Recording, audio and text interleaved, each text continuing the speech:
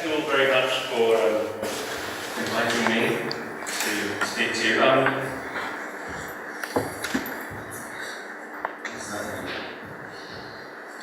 Not completely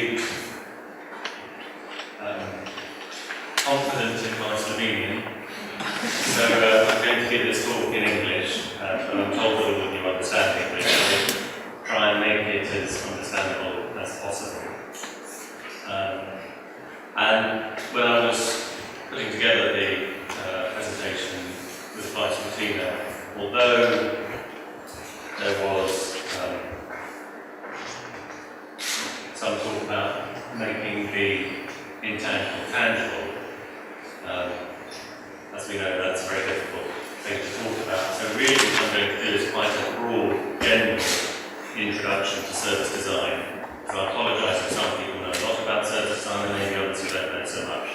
And I think what I can do and Live Work can do is bring some of the experiences that we have of actually producing service design for clients for the last 10 years.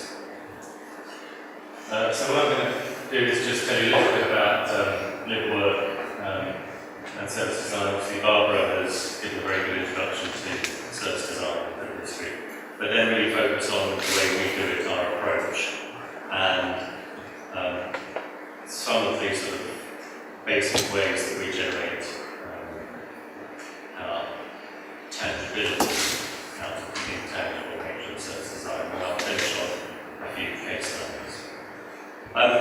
So to start off with, Live Work is an international company. We've got 3 offices, as mentioned, in Brazil, Norway, and the UK. We call ourselves Service Innovation and Design Company, and we create new services and improve existing ones. I think this is something that I was looking at Barbara's presentation. I'd say that we do a lot more of, probably, is improving existing services as well as just creating new services out of nothing. And whilst in her final comment she said that all services are designed, they're just designed well or badly, I'm not sure about that. I think a lot of services aren't designed actually. They just happen. And so we have to come in and try and improve. We believe in services being triple bottom line, so that's environmentally, socially, and financially sustainable. We've been going since 2001, which is quite a long time in service design. So a lot of clients in that time, and we seem to focus on these areas of activity, the sectors that we do a lot of work in: technology, telecoms, financial services, we do a lot of public services, a lot of transport and health. Funnily enough, less in manufacturing and retail. It's a bit more media these days. And I guess the reason for that is that the technology, telecoms, financial services, public services, health and transport, maybe not so much, but those are areas where the actual service is quite intangible already, so they would struggle to articulate that, and that's why we do a lot of work in those areas. So I just want to talk a little bit about our understanding of service design. Barbara has given you a lot of definitions of it. And I'll start off with a brief history. When Live Work started practicing service design, there wasn't a lot of it about, as you can see. But going back further than 2001, when Live Work was established, there's actually more stuff before Birgit Marga, then KSID. It started, we think, really with Lynn Shostak and the papers she wrote about service design, and then the books that like Circle that came out. Mary Jo Bittner started to practice and write about it in the late 80s and early 90s. And now, of course, it's become something that people talk about quite a lot.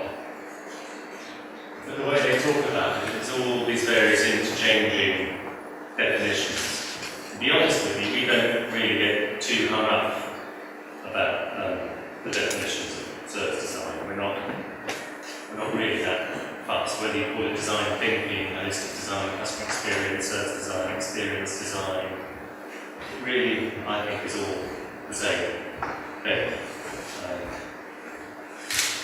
And whether you call it this kind of thing or something else, it now is something which will return a lot of results in Google as opposed to zero. It's something in the United Kingdom, at least, which has newspapers, special features written about it. It appears on the Government Design Council website. There are lots of books written about it nowadays. More books are written about it. We're writing our own books. This is the book that Luis Anteni in Brazil produced last year. And finally, believe it or not, Live Work is writing a book at the moment which will be published early next year. Not before time, I should say. But nonetheless, even though there are lots of different definitions of service design, it's still always a struggle to explain to people what service design is.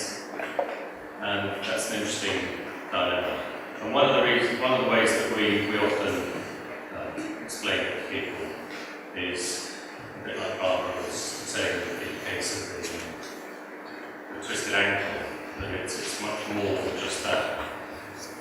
A lot of people obviously think of service design as being related to service, and the kind of service that you get in a restaurant or a hotel or something like that. Yes, of course it is related to that, but it's more than that, it's not just that. So the example we give is a hotel, and of course there's a whole bunch of things that need to happen before you get to the hotel. You need to fly in and find out where it is. There's also a whole bunch of things that happen once you get to the hotel. Check in, all those sorts of things. And then there's all the backstage things that happen with the hotel to make it work. Be they things that you can see or things that you don't see. And for us, the stress is really about creating a holistic end-to-end experience. Because only by doing that can you really create a service that works for people. And so it's about very much having people at the centre of things, with consideration, rather than talking about putting spectacles on different people. I think the person who really designing around is the person, the end user for the service, is meant to be created. But then around it, all these other channels and touch points need to be taken into consideration. We also like to design things that, as I said, are triple bottom line applicable, so they are financially, socially, and environmentally sustainable. If we look at the financial side of things, that's where the money is. And as you've seen, with Slovenia, 90% of your GDP is service-based. But also it's about people, ultimately. It's about improving their lives. And for us, the environmental aspect is incredibly important. So to do that, we put people at the heart of services, and that's something we very much believe in. We believe in creating networks that enable services. That's a lot about the accountability of things. And we believe very much in creating services that are sustainable. And this is one thing, a phrase Live Work came up with very early on in its practice, which is that we are what we use, not what we own.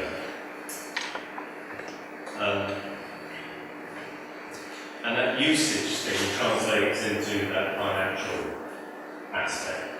So this is an old Gartner Group analysis of where the money is in different industries.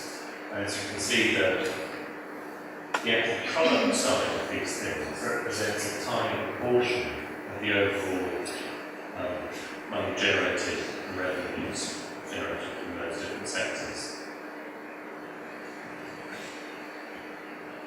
And thinking about the product only doesn't get you so far, because really we're using these things now to do something else. The actual product is a means to an end.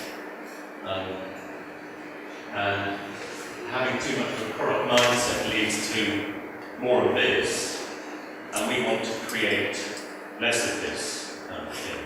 We think service design can result in less landfill by focusing on the service that people want, not the products that people use.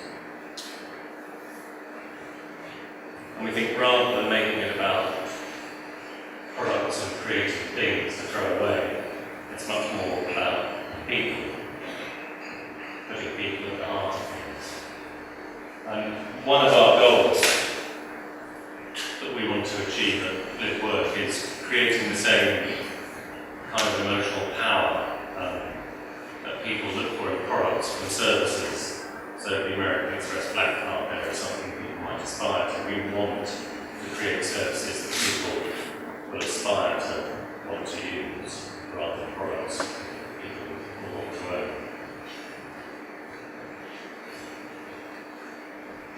This is a model that we used early on in creative work. We use it less so these days, but I think it's still very relevant. We called it the value exchange model. And the idea was that there's an organisation over on this side which makes a promise to customers on that side. And customers receive that promise and they generate value back to that organisation. But it's not just as simple as that. There are certain things going on in the middle. So that promise is actually a result of providing the organisation's agents in the middle with the tools and infrastructure to be able to deliver that service, such that the customers on this side can have the utility of that thing and experience, the useful, usable and engaging thing that Barbara was talking about. And all of those parts have got to work for the service to really be effective. And you could say on one level that this side is around getting your internal systems and infrastructure sorted out, and that side is around getting your external interfaces sorted out and designed. But these days we are starting to focus a lot more on looking at getting the internal side of things much more prepared and ready, and we're calling this business design focus, because it's all very well doing the service design aspect of things, but unless you can design a service which the people delivering that service can actually manage and consume and embed and implement and deliver, it's not going to see the light of day. I think this is something that we're going to focus on a lot more in the coming year or two. Another of the things that we're very occupied with and think a lot about, and actually practice quite a lot in the work that we do, is working with organisations to get the design thinking and the design effort to happen much more on this end of the scale. Because currently, a lot of organisations have some strategic thinking, think about something, maybe there's the CEO or the board of directors or a small group is tasked with coming up with a new idea or something like that. That idea sort of pops up and then it's just thrown to the design, or if they don't have a design department, the delivery department to make it happen.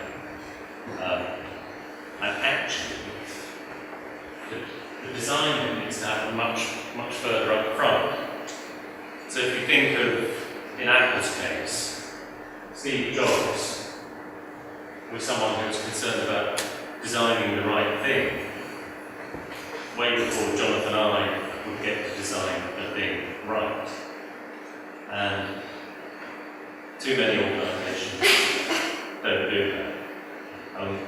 One of the things we see is that there is a big gap that happens between those two things, where people don't think about the design, and they don't think about the composition. And service design really does have a place much earlier on at the strategic end of any organisation's thinking.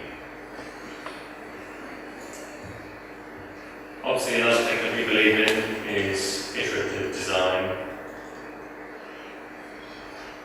We believe in insights rather than market research.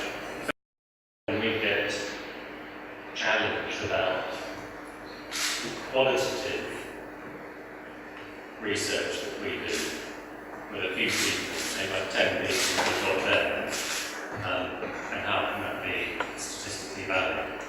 And our point is that with 100 people from market research, you might get 10 insights, but with 10 people doing qualitative research, you actually get a lot more insights. And it's incredibly valuable what you get from real people, and I'll talk about that a little bit later on when we come to insights. But going back to that iterative approach, that also happens in the prototyping that we do in the approach in the prototype. This is a sketch I did for a job we did a year and a half ago or something for Orange Telecom, where they're having a contactless smartphone thing. And that first sketch then led us to design the first box with some instructions there, because this particular service was actually quite a hard one to bring together a lot of different touch points and channels. There was a set of instructions that you had in the box, in the outer box experience. There was a set of instructions you had on the phone itself, on the mobile. There was a set of instructions you had to go to the web. Pulling all these three things together was quite a complex task. Our version of the box there was then handed over to a packaging design company who took the first step, 1, 2, 3 thing, and some of the instructions in one piece. And they produced this prototype. We then tested that again with real people and came up with that as the final version. So just seeing that graduation through iterative prototyping is an incredibly important thing. And we also great believers in testing things for real. This is a photograph from a job we did at the Post Office in the UK. And that particular queue there is one where we had 2 post offices that we went to test some machines out with real people. And one post office was fine, there wasn't actually much queue. This queue came out onto the street, and just the size of the queue is something that I don't think a lot of people, not even most people in the post office, would have really understood was such a big deal. And it's only by testing things for real in real situations that you get to understand that. So we have a sort of basic 4-stage process for what we do. Obviously, this isn't everything, there's a lot more to it. There's a lot more detail we could go into when we have time. But these 4 stages that have stood the test of time for us, and we still use them, even though we refer to them in slightly different ways, possibly these days. But it's doing the insights, creating ideas, creating prototypes, and then doing the final design of the service. So it starts off with insights. As I said, getting inspiration from service users is incredibly important for us. We used to not commit pen to paper until we had done the insights and go and talk with and understand the issue with real people. And we do that in lots of different ways.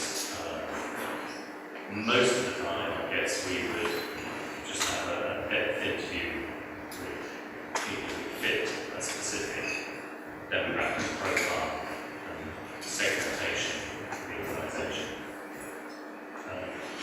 We don't tend to use personas really that much. We have done in the past, but we find that talking to real people is a far better thing than being a persona.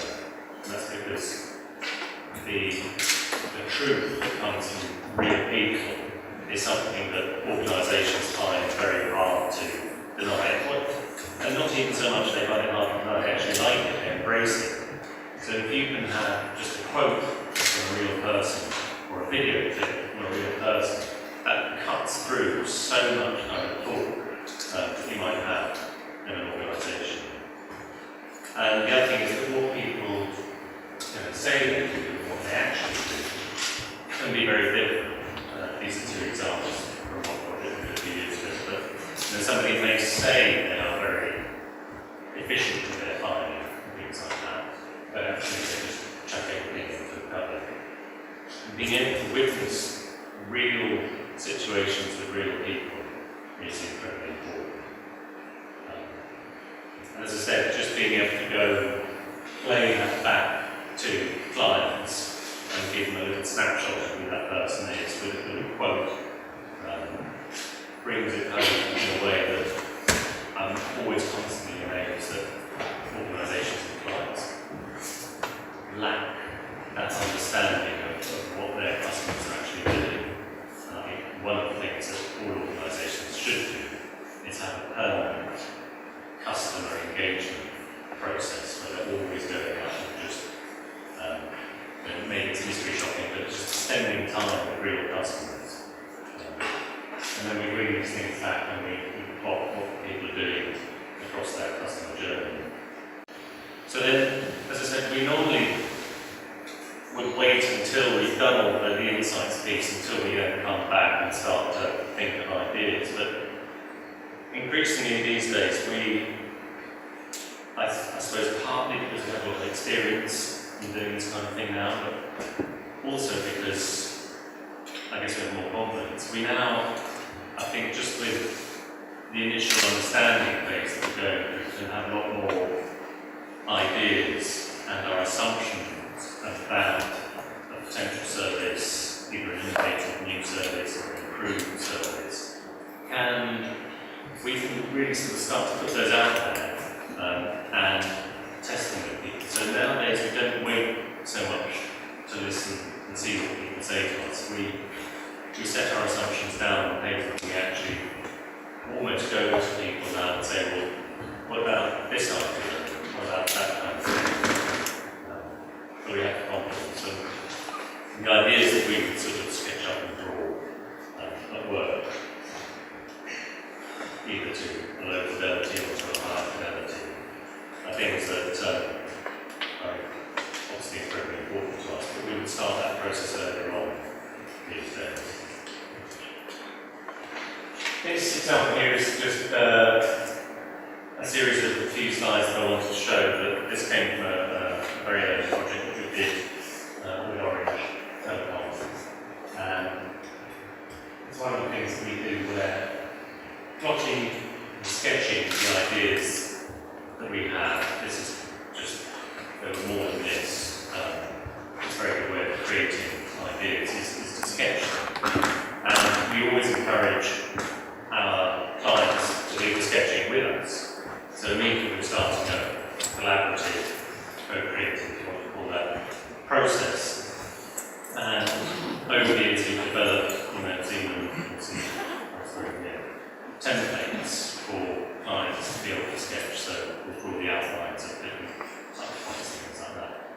And the reason for us that sketching is so important is that it creates something tangible straight away. It's very easy to sit down with an idea, brainstorming session, and just talk. And even if you've got a flip chart where you write words down, then the next week when you come back to that flip chart and somebody types up the words, you think, what was that word? What did that really mean? Whereas getting someone to draw something, even clients, not professionals, these are the non-professional people, getting someone to draw something is a very good way of just getting them to commit pen to paper and to create some first part of tangibility out of the example world. Now, obviously it's engaging in a different part of their brain than the words and the kind of analysis things, so that's a good thing. It also makes it something that you can share with people. So these sketches we tend to compile into books and then circulate around the plant organisation. And lastly, by no means least, is that if people are drawn, you get around that problem of the loudest voice dominating the discussion. So some people have really good ideas, but are confident enough to actually get to express them in this one. So anyway, out of all of these ideas, there's a whole list of things that came up. And one of those there that's highlighted was the idea of offering scale service qualifications. That then got drawn into an idea about how that could be expressed, and the client like that didn't quite completely understand it.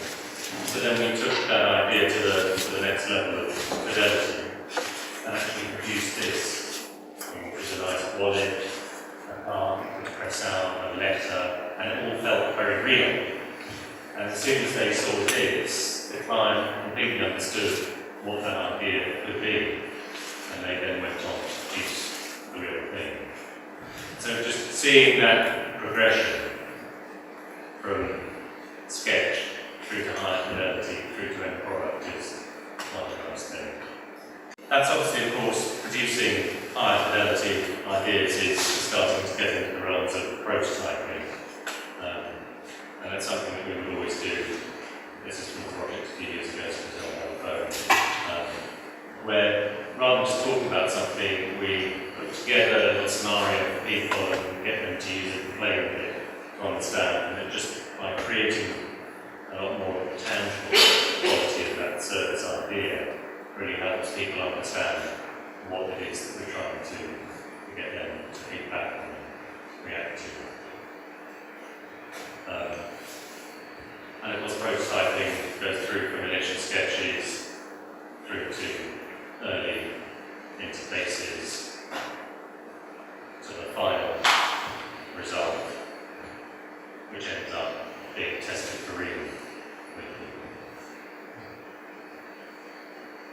And for me, this is another example of going from the idea to sketching out. This is ready in place, and then just having the wireframes and the information architecture is all part of that process. But quite often you can do the prototyping in very low fidelity way. This is a project, an arts centre up in the northeast of England called the Baltic Arts Centre. And we did the insights piece of them, we then did this sketching, so these are sketches from the client. And that one on the left was about the donations box, because in the front of the art centre they had this donations box there which said, it felt like it said, give us money, give us £3, and actually it was about donations. And it wasn't working particularly well for them. It was meant to be a free art centre. But they felt themselves that they were like asking people for money, and the visitors didn't quite like that. So we just one day went up and just got them to draw different ideas on flip chart paper, sellotape that paper over the front of the box. And that worked really well. They got an awful lot of feedback from that. You know, it took them 5 minutes to do that kind of thing. this is another example where we've noticed that people going up to the gallery on one of the higher floors starting to point out different places in the city. And so we thought it might be quite interesting to actually have those landmarks pointed out. And instead of going for some sort of laborious and prolonged expression of that idea, we just slapped up post-it notes on the windows and just said to people, what do you think? And I think this idea about not being too precious about creating a prototype, being quite rough with it, works very well. And lots of different agencies and organisations do it in their way. Really, ultimately, it should be done in whatever way works for you. Projects, really. The only commonality is that you have a customer journey on the top. On the whole, you have the touch points and channels down the side for those interactions. This is something called Save Box, which is a way of insulating your home to save energy. And as you'll see there, very simple illustration. What I think really tends to happen in blueprints is they're a good way of organising your thinking, and they look very nice when you put them on the wall. But too often, people tend to just leave them on the wall, and they don't actually use them. They're not really a tool that organisations can use. So we recognise that now, just think of it as part of the process. And for us, the blueprint is not as significant a deliverable as it would have been a few years ago. This is one project long term on employing people in the North East of England who make it work. And it's just here about separating out the stages that people go through in order to get back into work. And when this organisation came to us, there was this problem where people were out of work and they wanted them in work. And we said, after talking to people, actually there's a lot of stages in that journey, in that process that you're missing out. Someone's got to be well enough to work. They've got to have a stable life, enough stability in their life. They've actually got to be capable of doing the job. They've then got to get a job, but then they've got to do that work in a sustained way. And that was a big learning for that project. It's not a binary out of work, in work. There's a much more complex journey that people go through. This is another blueprint, but I guess it's more illustrative for people to get them to understand, mainly internally at board level, what was going on. And here we introduced this, for example, sort of a heartbeat experience graph, where the current experience and where they see they could improve that experience. So all blueprints are doing slightly different things for different people and different projects, so the basic structure remains the same. One of the things that we've done more recently is, which I think is more useful actually, is take the blueprint away from a single sheet of paper and start to break it down into sections, chapters and pages in those sections. So this is an example of a blueprint where you would have these different sections in the journey, and within each section you would then have a chapter, and then within each chapter there would be pages. So maybe that in one of these smaller pages there would be then several pages in that chapter, just explaining and visualising, because again, making the intangible tangible. Visualising stuff is incredibly important all the time. Very often we do this kind of visualisation when we mock it up and we make it up, and it helps people start to understand it. And also quite often we sort of do this kind of thing, starting off with sketches, that shows them that it's not really been thought about. And when they do get more thought about, then we can increase the fidelity of things, and maybe include a screen interface or two for the thing that helps them. But on this one, then we have a huge number of pages, and what we do is pin up all those pages on the wall and just have a wall that size covered with really the journey and the blueprint, and you're able to go up and look at and understand the detail from each part of that service they provide. Okay, I'm just going to finish then on a couple of case studies. A healthcare one, which was one done in Scandinavia by our Norwegian office, which is a national system for patient information for children with cancer, really. And this is a shot of all the various different bits of information that patients had to struggle with when they first learned they had the disease.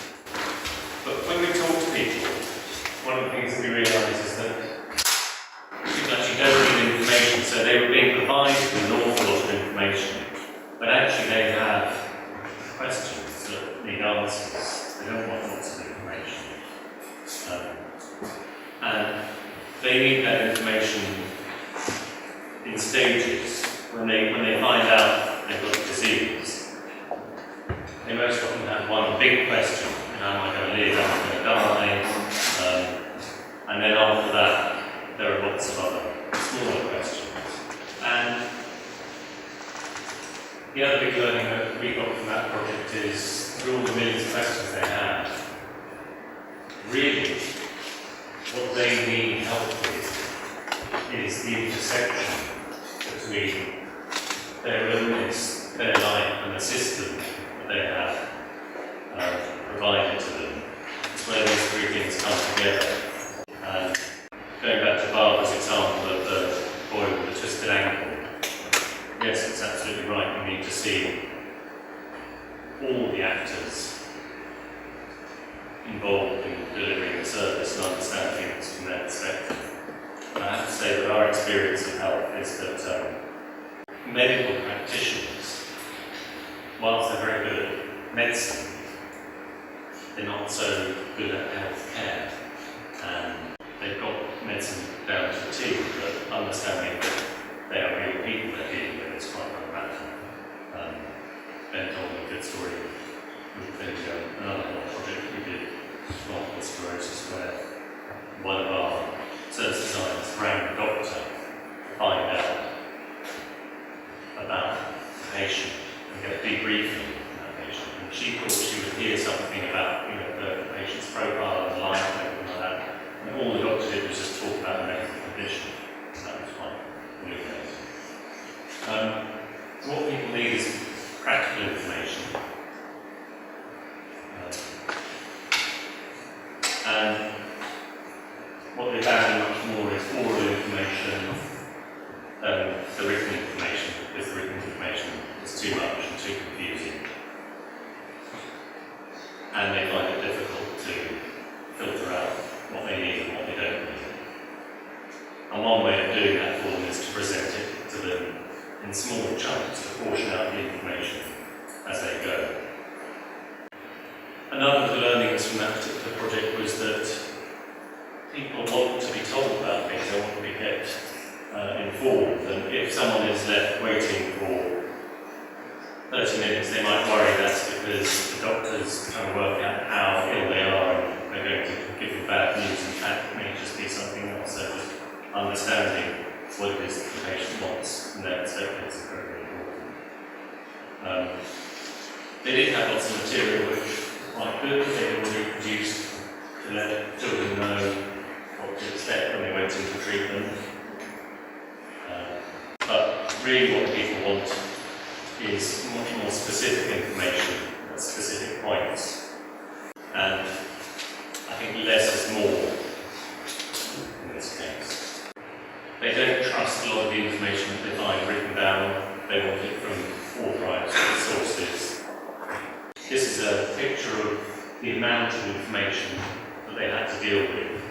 as you can see, it's an awful lot of it produced by hospitals, by third parties. And it's very difficult for patients to understand which of these bits of information are useful to them. And this quote here, all of this quote was made by one person at the time to write and interest to write. They then wondered, well, what about those people who don't have the time and the interest to write? They're doing stuff that they're not being able to deliver. This was a piece of material that another hospital had developed, and this hospital reused it as a template to again reduce the amount of information they had. But there was definitely a sort of quality issue about the amount of information we had. It was badly designed and very little information that was well designed. So patients really had to struggle with that. One of the issues with this project was there was an awful lot of politics between the hospitals and the health authority.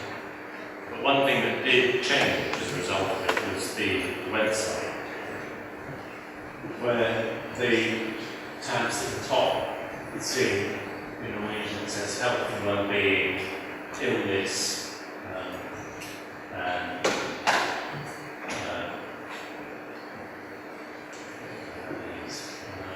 treatment. The next one is illness and treatment. The next one is health issues. This one that's highlighted in pink is all about the rights that people can expect to have. And so just having something that's about their lives and the system and how they might interface with the system, we felt was a very good outcome for that project. And it was about bringing those three circles together, which was useful. Another project from Norway, which was a local transportation project.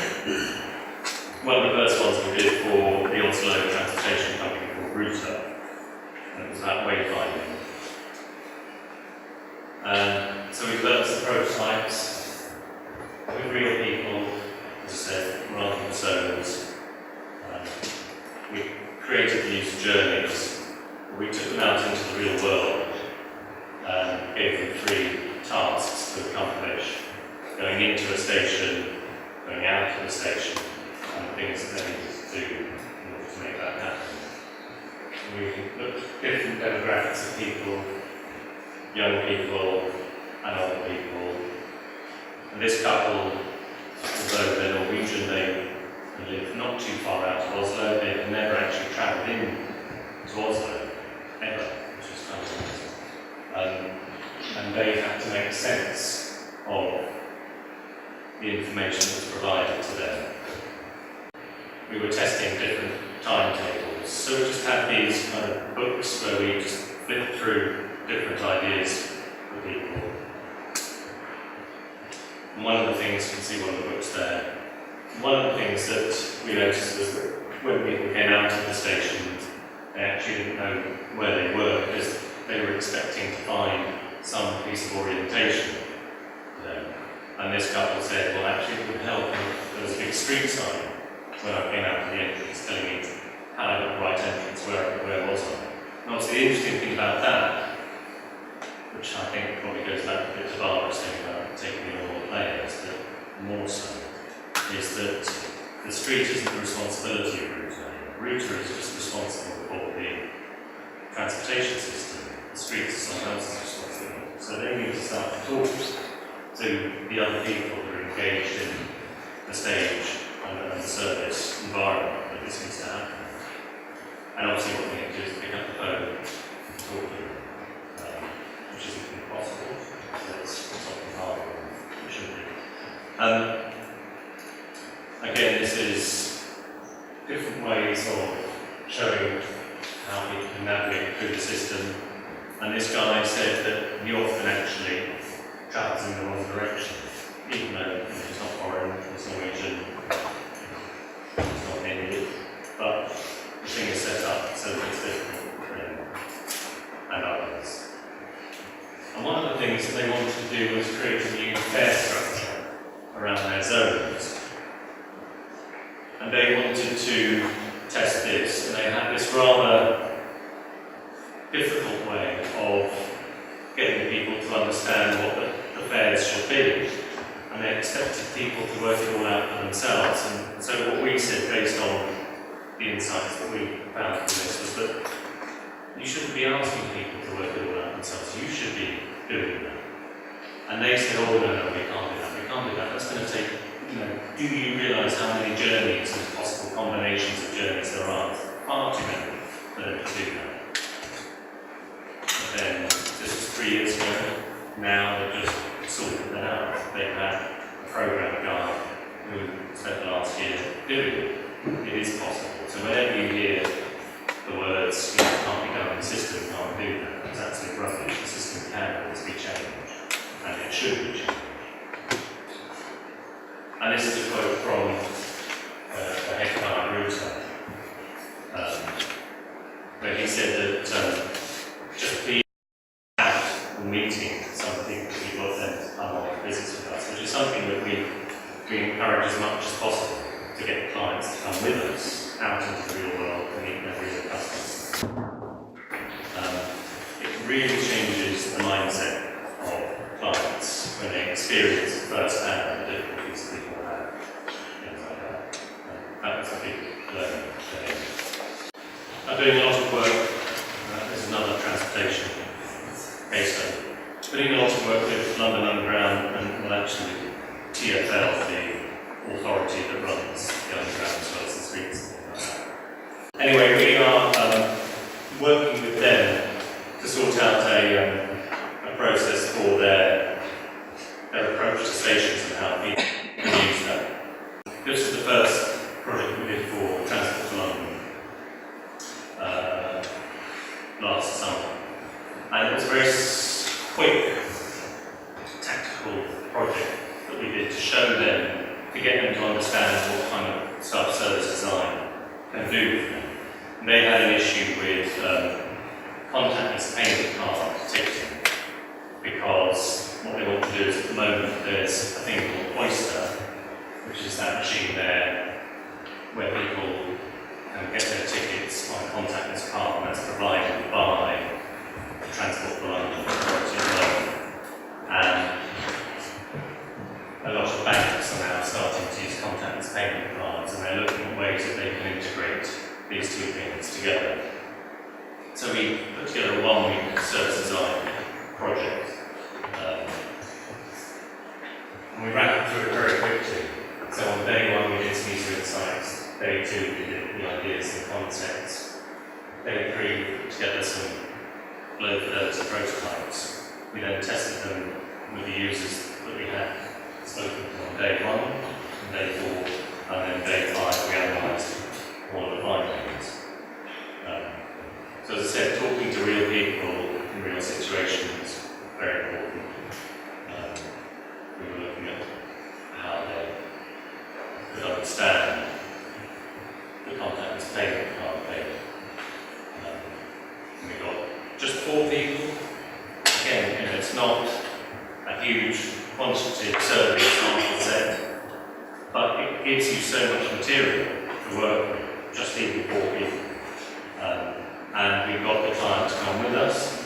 I can't remember who it was, I think it was this lady here on the left. She was really cross about the service and some of the ideas that we talked about. And it was really interesting for the client and the guy from London Underground to be there, just to kind of hear that. Very interesting. And so, in this situation, it was interesting. Whilst there was no actual service that we could talk about, we still nonetheless took them to an underground station, a train station, because we really believe that just putting people in as real an environment as possible makes a difference. And it's better to talk to them somewhere like that than it is to talk to them in an office with white walls around you. Because there are just things that come up that you might not have otherwise thought about. So we talked to all of them. We then came back and started to brainstorm some ideas and concepts. We started to plot, this is a very sketchy blueprint. So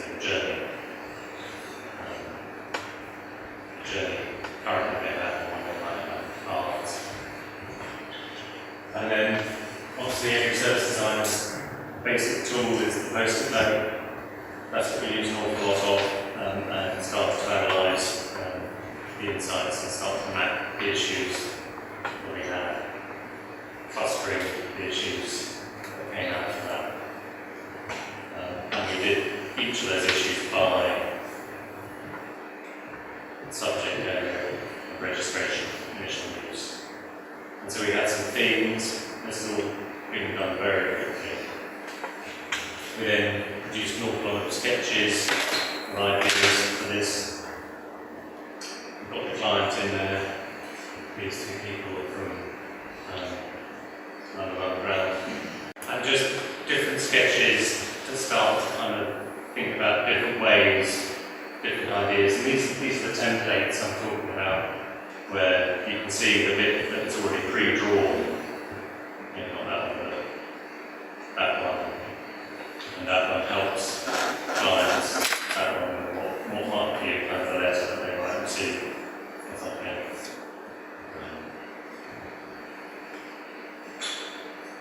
So these are places where the ways in which the client can find it is easy to draw and sketch ideas as much as we can.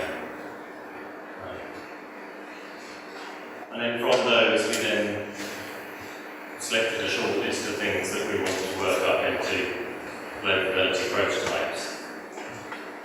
Testing around three areas: the awareness of the service, the registration, and the use and support of the service. So a bunch of prototypes around awareness, and then literally sort of paper prototypes. A number of them around registration would need to go on the service, and then a whole load around the use of the service and support of the service. So we then went back to the same customers and asked them to rate some of the ideas that we were talking to them about. And somebody was asking me last night, do we talk to the same people or in some longitudinal way? I think, do we return and meet up with users and participants more than once? Quite often we do, and this is an instance where we'll go back to the same people. Sometimes we want to go to new people and talk to them to get a fresh perspective on things. But I think one of the benefits we find of talking to people more than once is that you can get a lot of history and context under your belt by the second visit, and they know you more and they trust you more, so they're more willing to discuss things and they're more forthcoming. Plus also, in an instance like this, where we were generating ideas from our first visit with them, we wanted to go back to them and ask them what they thought of things. So we got used to figure out, explore, and create their favourite concepts and their dislikes. So then we were able to, with a fair degree of confidence, come out of that week saying that these are the issues that the service to be successful will need to address. And here are a set of recommendations that we can make about this service through these different stages of journey, registration and self-service. And the top 5 takeaway thing. And then we gave some best practice stuff which I won't go into. But you can see that just in 1 week you can achieve an awful lot of stuff. Particularly if you involve the client, and you can make a huge amount of progress with things. And doing things for real is something that we very much believe in. So those are just a few examples of the way we go about doing things. They're not necessarily the only way to do it, but they are a good way for us that works. I just wanted to finish by referring back to the making the intangible tangible thing.